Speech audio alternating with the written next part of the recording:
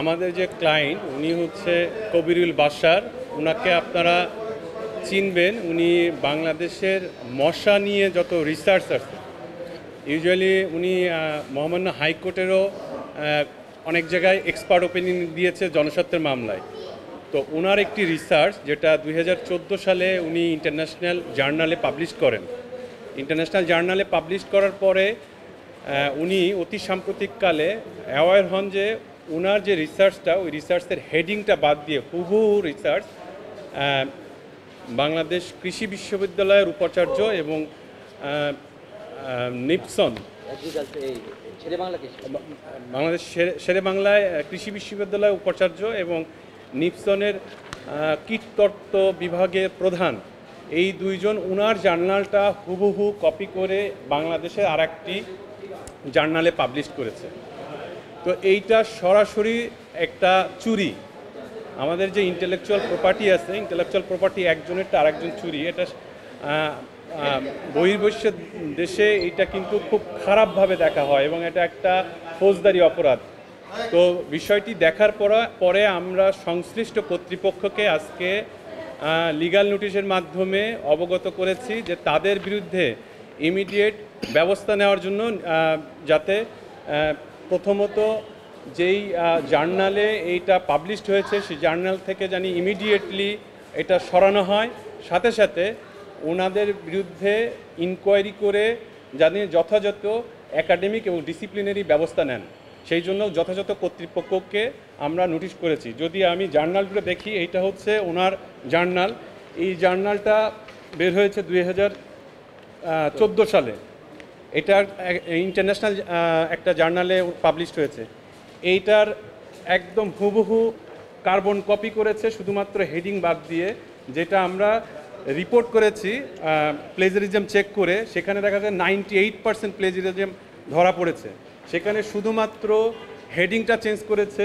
Progressive agriculture যেই জার্নালটা আছে সেই জার্নালে এটা পাবলিশড হয়েছে। তো আজকে আমরা 2 সপ্তাহের মধ্যে কর্তৃপক্ষকে নোটিশ দিয়েছি, 2 সপ্তাহের মধ্যে জানি ইনকোয়ারি করে বিষয়টাকে ব্যবস্থা নেওয়া হয়। সাথে সাথে এই যেই জার্নালে এটা পাবলিশ করা হয়েছে সেই জার্নাল জানি ইমিডিয়েটলি যেই জায়গায় তারা ওয়েবসাইট এবং যেখানে যেখানে রেখেছে সেটা জানি ইমিডিয়েটলি সরিয়ে ফেলে। আর 5ই আগস্টের পরে যে নিয়োগগুলো হয়েছে, অ্যাটলিস্ট এই নিয়োগের ক্ষেত্রে আমরা মনে করেছিলাম এই ধরনের যারা আছেন তাদেরকে নিয়োগ দেবেন না, কিন্তু আমরা আসলে খুবই মর্মাহত যে একটা উপাচার্য যিনি একটি বিশ্ববিদ্যালয়ের সর্বোচ্চ প্রতিষ্ঠানে আছেন, তিনি চৌর্যবৃত্তি দায়ে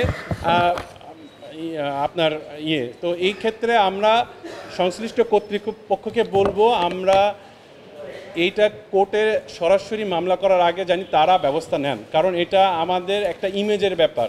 আমাদের এডুকেশন সিস্টেমের যেই অবস্থান, সেই অবস্থা থেকে দেখা যায় যে আমরা আমাদের যারা ছাত্র আছে তাদের যারা পড়ালেখা করাবে, অর্থাৎ টিচাররা, তাদের অবস্থা যদি এটা হয়, নৈতিক অবক্ষয় হয়, তাহলে এখন সমাজের অবস্থাটা কি চিন্তা করা যায়। মশা নিয়ে আমি কাজ করি, মশা নিয়ে আমার লেখাপড়া। তো আমার একটি গবেষণা প্রবন্ধ যেটি 2014 সালে প্রকাশিত হয়েছে ইন্টারন্যাশনাল জার্নাল অফ মসকিটো রিসার্চের, সেই রিসার্চ আর্টিকেলটি একদম ওয়ার্ড বাই ওয়ার্ড, ইভেন আমার টেবিল, আমার ডেটা, আমার প্রতিটি ওয়ার্ড তারা চুরি করে নিপসমের প্রফেসর সারওয়ার, তিনি কীটতত্ত্ব বিভাগের প্রফেসর এবং ডিপার্টমেন্টাল হেড, এবং শেরেবাংলা কৃষি বিশ্ববিদ্যালয়ের বর্তমান উপাচার্য এম এ লতিফ, ওনারা এই কাজটি করেছেন।